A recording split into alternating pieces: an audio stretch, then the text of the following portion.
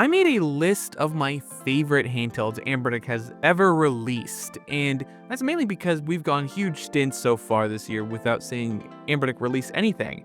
So I figured it was time to really break down their entire lineup and really focus on which ones were my favorite. And somebody in the comment section of that video recommended I do the same thing but for Retroid.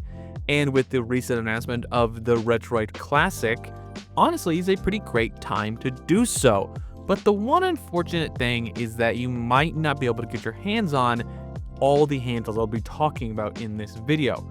Obviously, you'll be able to get the newest ones, but some of the older ones you might not be able to get your hands on. You'll probably be able to get them on the used or second-hand market, but unlikely directly from Retroid themselves. But moving on to the first device we're going to be talking about is, of course, the Retroid Pocket 5. Being the newest device, it's overall a great device and one of the devices that they sell that I recommend the most often.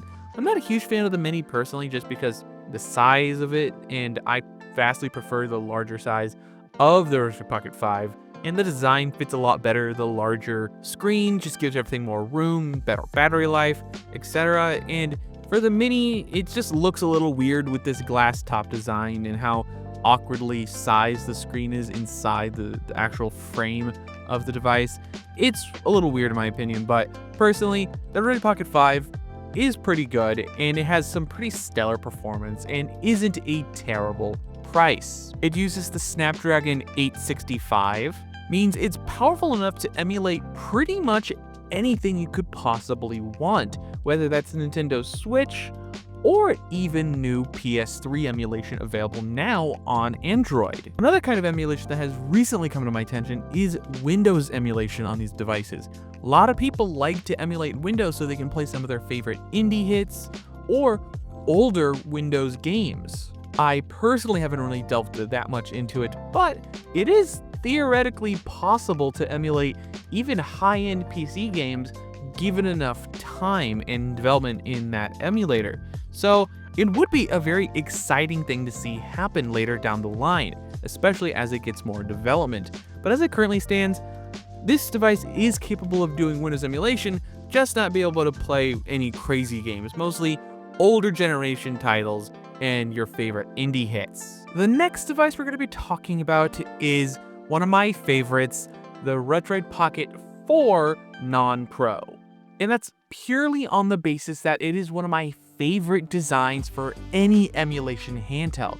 It is so slim, rounded, it feels amazing in the hands. It continues to be one of my favorite designs among all emulation handhelds that I've ever used. And it's primarily because it feels so much like an actual gaming console from one of the major players, especially if you're able to get it in one of the more retro-themed colorways. This device uses the Dimensity 900 chipset, so not necessarily the most powerful thing out there, but certainly capable of some serious GameCube and PS2 emulation, being one of my favorite ways and one of the best ways to enjoy those systems. Bear in mind, it does use a widescreen aspect ratio, so it isn't going to entirely fill the screen unless you use widescreen hacks. And if I believe correctly, some PS2 games do have native support for widescreen TVs. Also, some Wii games should also have that support embedded into the game itself. But this device was always so compact, so easy to put in your pocket and carry along with you for the whole day. It was frankly one of the most comfortable designs as well, though it does start to get a little uncomfortable the longer the PlayStation goes, but I never really found myself playing this thing longer than 2 hours, and that was just perfectly long enough for me not to ever really find this device uncomfortable. But I can see it when people say this is uncomfortable, because it is an entirely flat back, literally no attempts to make it ergonomic whatsoever, but I am more than okay with that because of how wonderful this thing looks and feels in the hand. I just wish they made an all aluminum version like they did with some of the older Retroid devices. This device has also aged remarkably well. The Dimensity 900 chipset has aged quite well, and you don't necessarily need it to do a lot of crazy things, as assuming you don't need it to do more than N60, GameCube, and PS2, which is pretty much where this thing maxes out. But generally speaking, for at least my purposes, it held up quite well, which is pretty much almost entirely Game Boy Advance in some GameCube and PS2 games, mostly being Kingdom Hearts and Super Mario Sunshine, which among those systems are pretty easy to run games in pretty much any emulator. I never tested Windows emulation, and this thing super is not going to be capable of PS3 emulation, but you could try it if you want. I don't see any reason why not to, but it also comes at an amazing price, which is primarily why I also love this thing so much. It is currently on sale basically just to clear out stock at $139 for this thing, and at $139 puts it in competition with some of the more budget-friendly handhelds, only being like $40 more than something like the TrimUI Smart Pro that I've talked about in the past. And honestly, you're getting way more than $40 worth of value here. In comparison to something like the TrimUI Smart Pro, I would be more than happy to spend the extra $40 to get demonstrably a significantly better experience overall. Most of what Anbernic has to offer at this price point are either not necessarily the ergonomic situations that I would prefer, or just doesn't really exist, at least with Android. The closest that they have is the Anbernic 406V with the T820 chipset, which is a little bit more powerful, but not enough that really significantly, moves the needle in any one direction. But that, at the cheapest I've ever seen it, was $160 something. So this currently being at $140 to me makes it the better deal. But moving on to the next device, which is only here because I find it such an amazing deal that unfortunately you don't really have access to anymore, is the Retroid Pocket 2S. That device was an amazing value. Using the legacy shell of the older Retroid devices before they changed everything up with the 3 series, it has one of the best overall designs, and a very iconic one at that.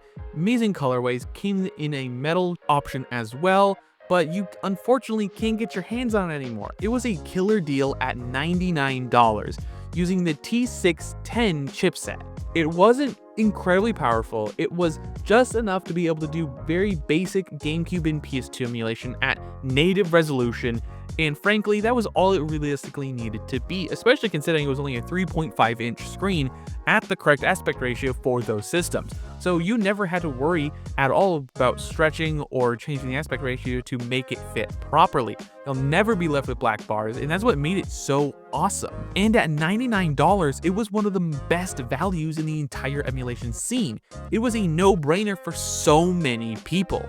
And at least in the past, you were even able to upgrade it with new screens or fix your screens. It was just a very repairable device, which I always really appreciate in any mobile device. The Retroid Pocket 2S was one of my favorite devices to recommend to people because it was just such a great value in such an easy way to introduce people to the concept of emulation handhelds if they were willing to spend some coin on a dedicated handheld.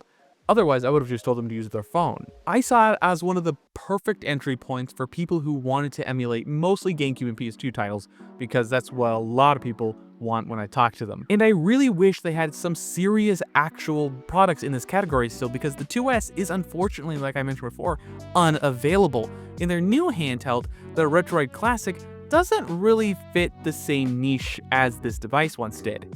The Retroid Pocket Classic is $130, which is the closest thing that they have, and that thing uses a Snapdragon G1 Gen 2, which it still remains to be seen how well this thing performs, but considering it only has 2 performance cores and 6 efficiency cores, and the chip was initially designed for primarily game streaming, I see this as a very similar situation to the Logitech G Cloud. Yes, it can run emulators, but it's not going to be nearly as optimized as some of the other chipsets out there, like the Dimensity 900 or more mainline Snapdragon chipsets. So if there's anything to take away from this video, is that Retroid has an amazing lineup of handhelds, but unfortunately some of their best products are simply no longer available. I would love to hear what you guys think. Do you have any handhelds from Retroid that you loved in particular, or has this video inspired you to pick up one of these handhelds? I would love to hear what you guys think about this down below. Don't forget to leave a like, comment, and subscribe. All the other social media coverage down below. And last but not least, have a wonderful day.